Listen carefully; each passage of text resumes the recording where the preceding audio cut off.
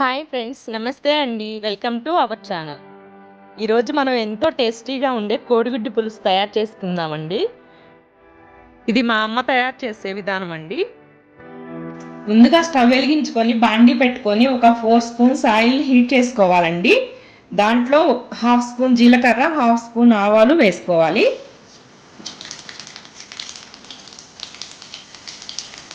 అలాగే కరివేపాకును కూడా యాడ్ చేసుకోవాలి.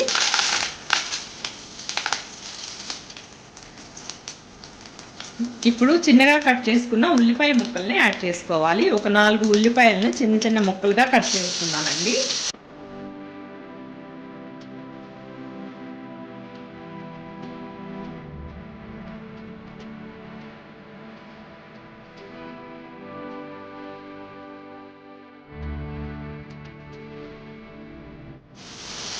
ఇప్పుడు ఒక 1/2 స్పూన్ పసుపును కూడా యాడ్ చేసుకోవాలి. అలాగే ఒక 1/2 స్పూన్ సాల్ట్ని కూడా యాడ్ చేసుకోవాలి. సాల్ట్ మీ టేస్ట్కి తగ్గట్లుగా యాడ్ చేసుకోవచ్చండి.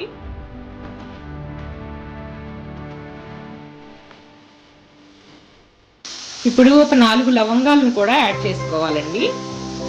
ఇది స్టార్టింగ్లోనే యాడ్ చేసుకోవాలి, నేను తర్వాత యాడ్ చేస్తున్నాను.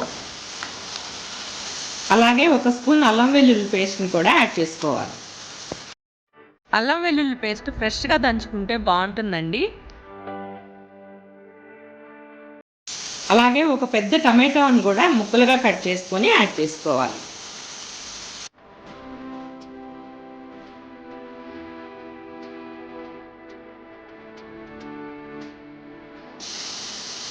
ఇప్పుడు స్టవ్ని సిమ్లో పెట్టుకొని మూత పెట్టుకోవాలండి. కొంచెం సేపు మగ్గనివ్వాలి.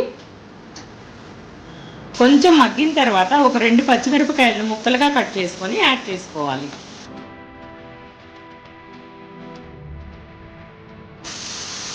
టమాటా కూడా బాగా మగ్గిన తర్వాత ఒక స్పూన్ సాంబార్ కారంను యాడ్ చేయాలి.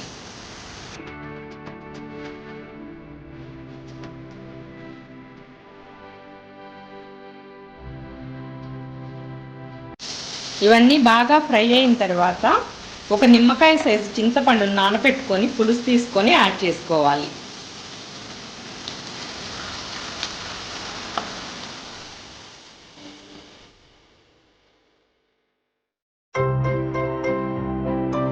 ఇప్పుడు కొంచెం కొత్తిమీరను కూడా యాడ్ చేసుకోవాలి. అలాగే ఉడకపెట్టుకొని తొక్క తీసుకున్న కోడిగుడ్లను కూడా యాడ్ చేసుకోవాలి.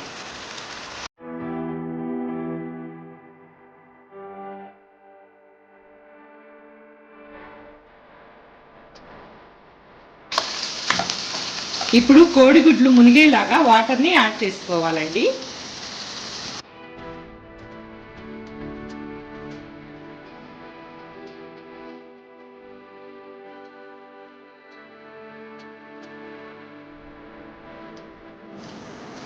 ఇప్పుడు మూత పెట్టుకోవాలండి.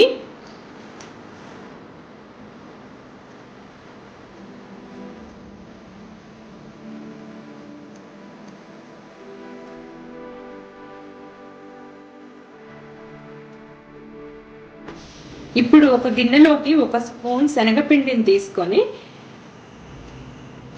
కొంచెం వాటర్ని యాడ్ చేసుకొని బాగా మిక్స్ చేసుకొని పులుసులో కలపాలండి.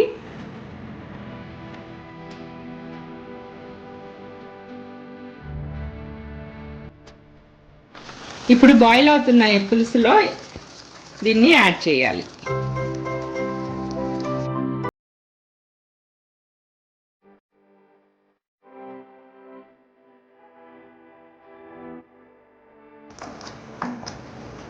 ఇంకొంచెం సేపు స్టవ్ని సిమ్లో పెట్టి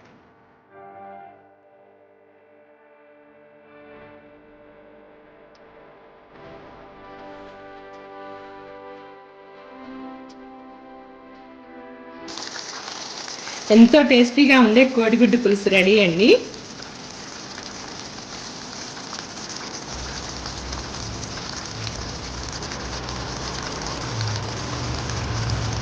కొత్తిమీరను వేసుకొని సర్వ్ చేసుకుందాం.